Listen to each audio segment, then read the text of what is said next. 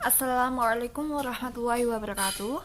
Puji syukur alhamdulillah kita haturkan kepada Allah Subhanahu wa taala yang telah melimpahkan rahmat dan hidayahnya sehingga kita dapat berjumpa via media.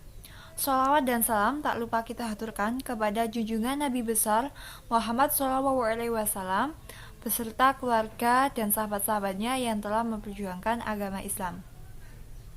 Dalam kesempatan ini, saya mengucapkan terima kasih kepada Bu Siska selaku dosen pengampu manajemen laboratorium kelas B, dan terima kasih juga kepada teman-teman kelompok 4 yang telah dapat bekerja sama dalam menyelesaikan tugas kali ini. Perkenalkan, saya Nur Afina sebagai moderator pada diskusi kelompok 4 yang berjudul Manajemen Laboratorium IPA di Sekolah SMP Pawiyatan 2 Kota Kediri. Pada diskusi kali ini, kita beranggotakan 6 anggota, yaitu Hans Rizky Fardiansyah, Dewi Aryastia-Ningsih, Dino Senja Ramadana, Muhammad Afifuddin Rizky, Oktaviana Wilma Pramata, dan saya sendiri. Untuk yang pertama, materi akan dibawakan oleh rekan saya. Assalamualaikum warahmatullahi wabarakatuh. Perkenalkan, nama saya Oktaviana Wilma Pramata dengan NIM 9324 Di sini saya akan menjelaskan tentang struktur, visi misi dan hubungan laboratorium IPA dengan sekolah. Yang pertama, struktur laboratorium IPA. Seperti sekolah pada umumnya, laboratorium IPA di SMP hampir sama di sekolah-sekolah yang lain, yang terdiri dari atas sendiri kepala sekolah, bawahnya kepala laboratorium IPA, bawahnya lagi guru mapel IPA, dan sampingnya kepala tata usaha, dan bawahnya adalah murid. Untuk yang selanjutnya, visi misi di SMP Pawiyatan 2 Kediri. Mungkin saya tidak bisa menerangkan ini, bisanya membaca. Saya bacakan. Visi misi SMP Pawiyatan 2 Kediri terwujudnya penghayatan sikap disiplin semua warga sekolah, terwujudnya disiplin aktivitas keagamaan, terwujudnya proses pembelajaran yang efektif dan efisien, terwujudnya sarana prasarana pendidikan yang relevan mengikuti teknologi informasi, terwujudnya SDM pendidikan yang memiliki kemampuan dan kesanggupan kerja yang tinggi, terwujudnya penggalangan biaya pendidikan yang memadai, terwujudnya proses kegiatan ekstrakurikuler untuk penyaliran bakat di bidang seni, olahraga, keterampilan, terwujudnya kepedulian sosial. Visi, melakukan gerakan kesadaran disiplin, menumbuhkan penghayatan terhadap ajaran agama yang dianut dan budaya bangsa yang kuat, melaksanakan proses pembelajaran yang efektif dan efisien, mewujudkan lulusan yang mampu mempunyai nilai akademis yang memadai, mewujudkan sarana prasarana pendidikan yang relevan dengan TIK, menumbuhkan kesanggupan dan kemampuan kerja yang tinggi pada SDM pendidikan, menerapkan manajemen partisipatif, menyediakan biaya pendidikan yang memadai, melakukan kegiatan sekuler untuk menyalurkan bakat di bidang olahraga dan keterampilan, meningkatkan mutu pembinaan kegiatan dengan melakukan eksperimen, mengamati secara langsung perubahan-perubahan yang terjadi. Hubungannya agar murid lebih luas lagi atau bisa menemukan ide-ide baru tentang sains dengan melakukan eksperimen yang ada, dan siswa dapat atau ada pembekalan dasar-dasar di praktikum di SMP. Mungkin sekian dari saya. Wassalamualaikum warahmatullahi wabarakatuh. Nah, dalam kesempatan kali ini saya akan membahas mengenai kinerja pegawai staf laboratorium IPA di SMP Pawiyatan Daha 2 Kota Kediri. Nah, menurut Hasibuan, manajemen berasal dari kata to manage yang artinya mengatur. Nah, dalam arti mengatur ini yaitu proses yang diatur berdasarkan urutan-urutan dari fungsi manajemen itu.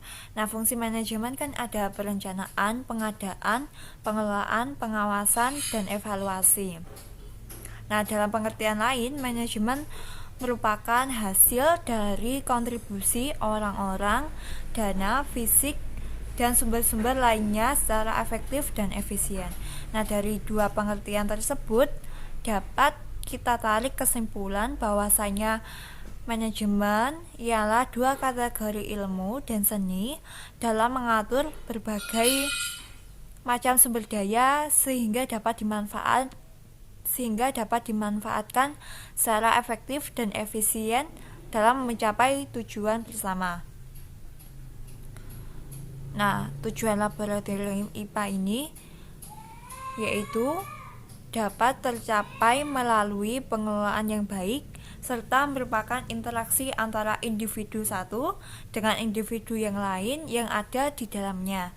Sebagai lembaga jasa, mutu dari pelayanan tergantung pada mutu personalianya individu yang lain yang ada di dalamnya. Sebagai lembaga jasa, mutu dari pelayanan tergantung pada mutu personalianya. Nah, dalam hal ini staf laboratorium merupakan sumber daya yang paling utama dan yang paling berharga. Dalam penelitian observasi yang dilaksanakan pada tanggal 22 November 2021, penulis dapat mengidentifikasi manajemen dan struktural organisasi yang ada di Laboratorium IPA SMP Pawiatan Daha 2 Kota Kediri. Untuk meningkatkan suatu organisasi, tentunya perlu memperbaiki perencanaan dan sumber daya yang ada di dalamnya. Di SMP Pawiatan Daha 2 Kediri memiliki staf yang dirasa sudah memadai dan sudah ditentukan kewajibannya atau job desk-nya gitu loh. Nah, secara keseluruhan kinerja kepala dan staf laboratorium IPA di SMP Pawiatan Daha 2 Kediri sudah maksimal yang sesuai dengan kebutuhan dan teknis layanan sudah terpenuhi. Nah, yang dibuktikan melalui akreditasi dengan peringkat A yaitu sangat baik. Sekian. Baik, selanjutnya saya akan menuliskan tentang standar laboratorium IPA yang ada di SMP Pawiatan Daha 2 Kediri. Apakah laboratorium di sana itu sesuai dengan standar berdasarkan pemerintah?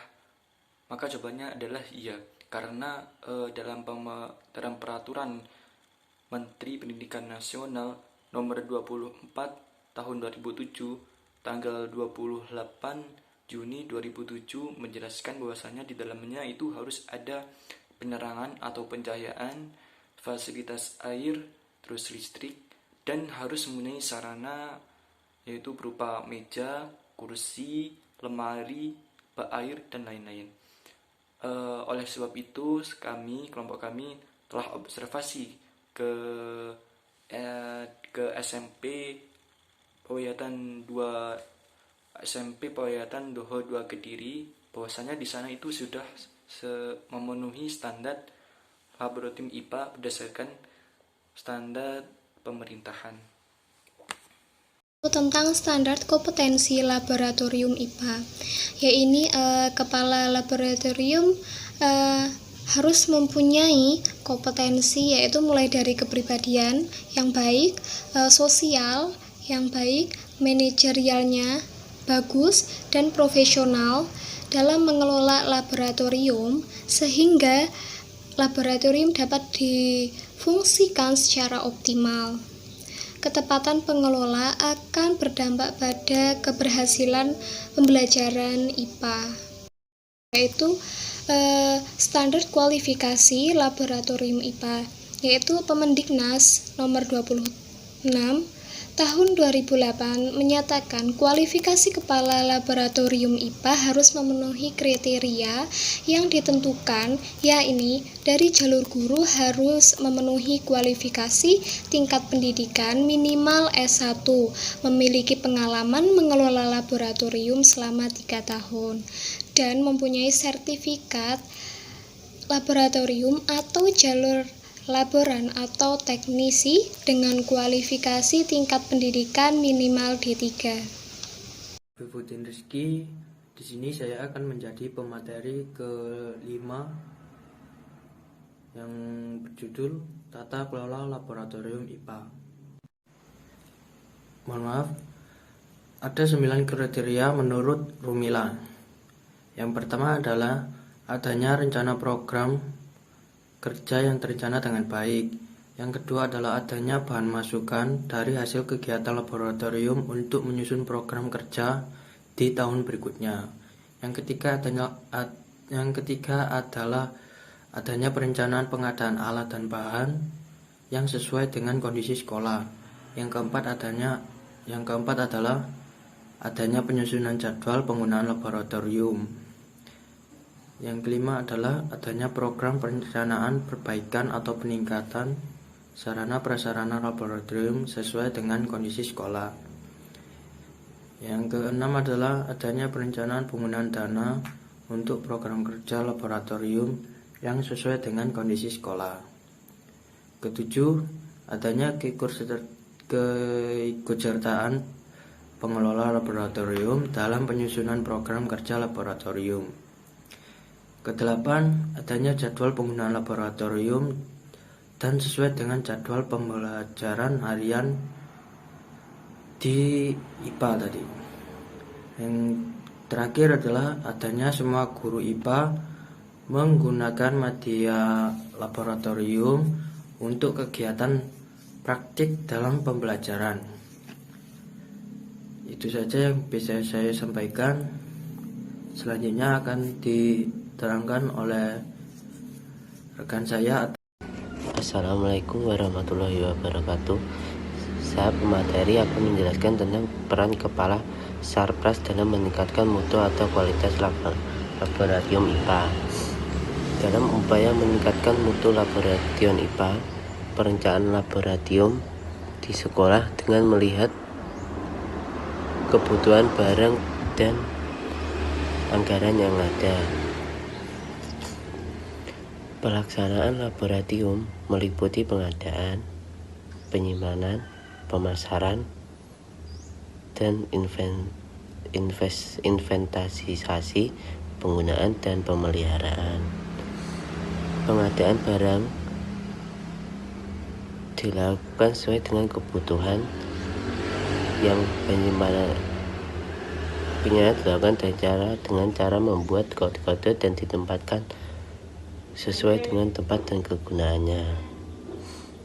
Dalam peningkatan pembelajaran perlunya kejujuran yang terencana, yang strategis terhadap manajemen keuangan pendidikan, agar pendidikan saat ini teroptimalkan dan dapat meningkatkan sarana dan prasarana. Sekian diskusi kali ini. Saya ucapkan terima kasih dan mohon maaf bila ada salah kata atau yang lain. Saya ucapkan Assalamualaikum warahmatullahi wabarakatuh.